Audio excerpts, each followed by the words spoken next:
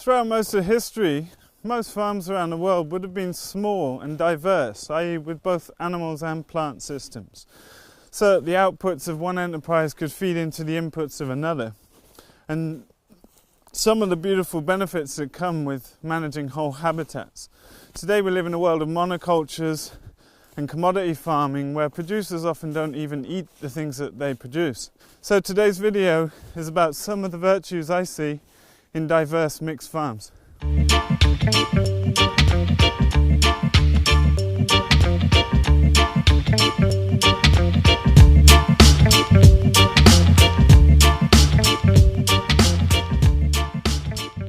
At our farm we are working on a whole menu farm approach where we produce our own needs first and then sell at a profit. And that's one of the big reasons that we farm, is to make a profit.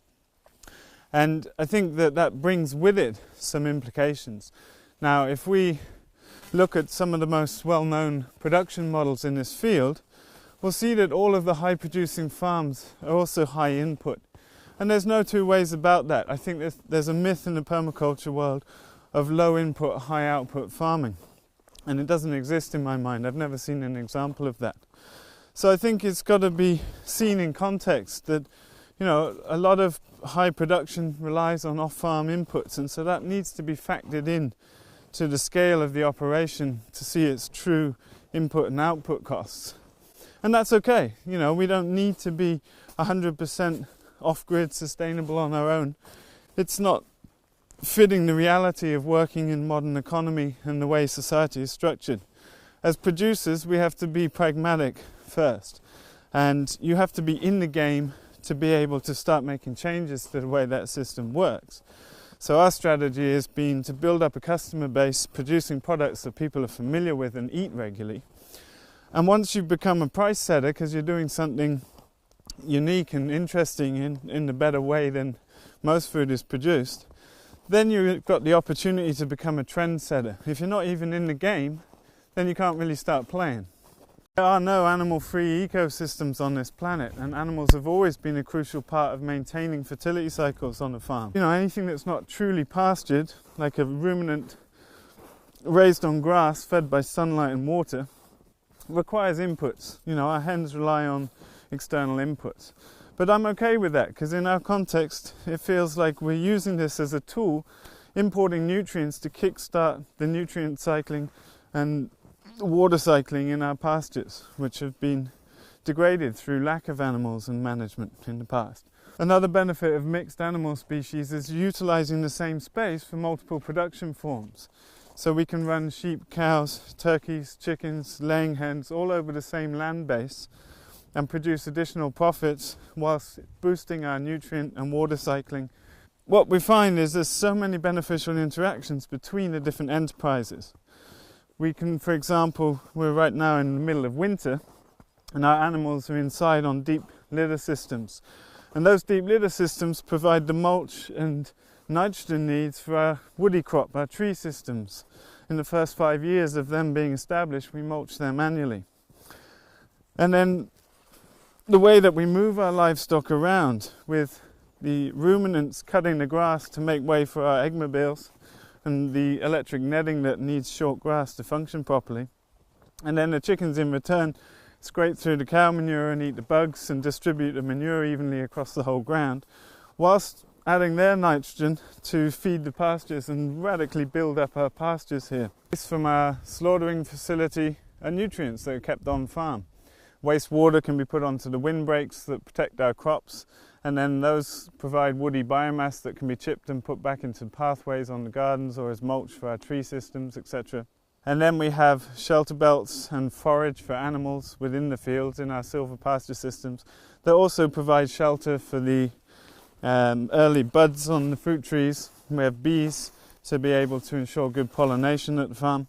Another example is the irrigation pond we built for our market garden, which reflects light onto our cold climate vineyard.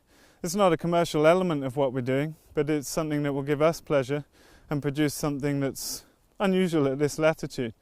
Also, we keep brown trout in the pond, which add fertility that goes on to the market garden. Learning is a big part of why we're doing what we're doing. We're very deeply engaged with our learning process. And it's amazing the skills you need to run a small farm. One minute you're a carpenter, next minute you're welding, next minute you're a biologist or a chemist, making compost, you're a physicist. And really that's the joy of it all for me, is to be able to work with all these diverse processes. And this idea of lifelong learning, it never ends. You can never really get to the edge of understanding these complexities. So learning is a massive part of it for us, and the sense of rooting in place that comes when you start to build up a site permanently and have the ability to watch the results of your actions over years to come. For me, it's a joyful lifestyle that, you know, it's also a perfect environment to raise children in, so that they're totally in tune with the cycles and rhythms of the natural world. One of the biggest reasons we farm is food, and we're unlike most farms in that we produce all our own food first and then produce for a profit. And I wanted to show you this picture that's featured in my book. I've included it there because it's the stories we can tell as small farmers. Why are we doing this? That intimacy that we can cultivate with our customers that forms the basis of small farm marketing in my mind. People are incredibly curious of what drives us to do this. You know, why are we stepping out against the current and working hard to produce a different way of making food? So I'd like to recount that story here.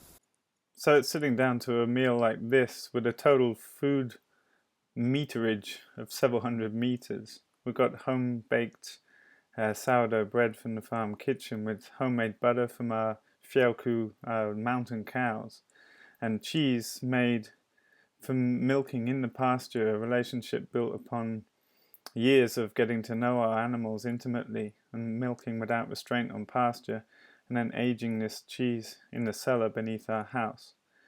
And then pastured eggs that have been collected just about half an hour before eating, and duck liver pate made from the ducks that enjoy our pond that feeds the market garden with irrigation water, and some cured lamb ham that we aged over the winter in one of the barns.